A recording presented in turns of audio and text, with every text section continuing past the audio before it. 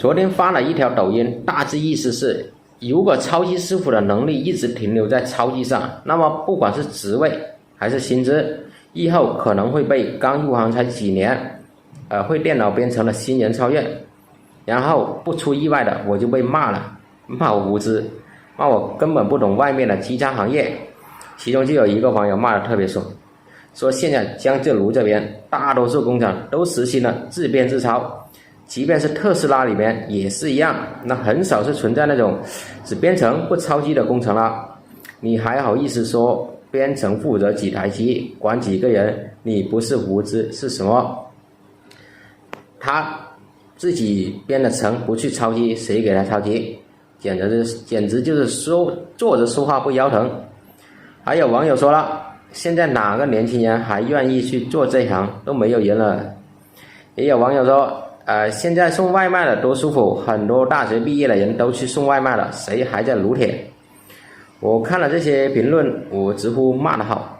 我确实无知，确实不知道江浙沪那边早已大部分工厂实行了自编自操，真的。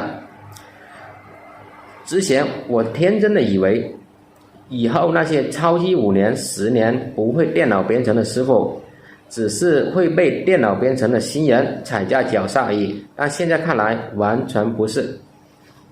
如果以后都是自编自调的话，那么那些会操机而不会电脑编程的师傅，可能只有以下几个选择：第一，当领导；第二，继续操机；第三，做装甲工；第四，转行，转到其他行业。只不过呢，做那么多年，能否成功换行业还是个未知数。那现在我们来说一下第二个，现在或者以后有没有年轻人干？那这个你完全不用担心。制造业是国民经济的主体，是立国之本、兴国之器、强国之基，所以这个问题国家会解决。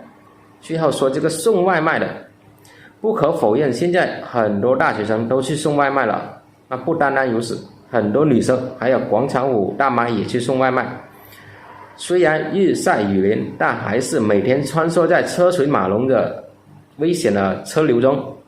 那虽然危险，但这个工作它胜在自由，可以多劳多得，故而很受很多打工人的喜欢。但是物极必反。举个例子，年轻的网友可能不知道，2014年7月，中国股市迎来了牛市，到2015年达到了顶峰。那会儿就是连街边的扫地阿姨都参与了炒股。但是呢，也就是同年6月，股市崩盘，最后以一大批普通的工薪阶层血本无归作为结局。所以当很多人都加入到一个行业时，那么迎来的将会是什么？你们自己可以脑补。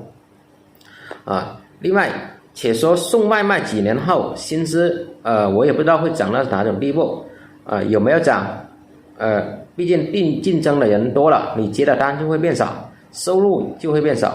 但如果是做技术的，会随着你的技术和经验的增加，那薪资必然是涨了，涨多少你们自己应该清楚。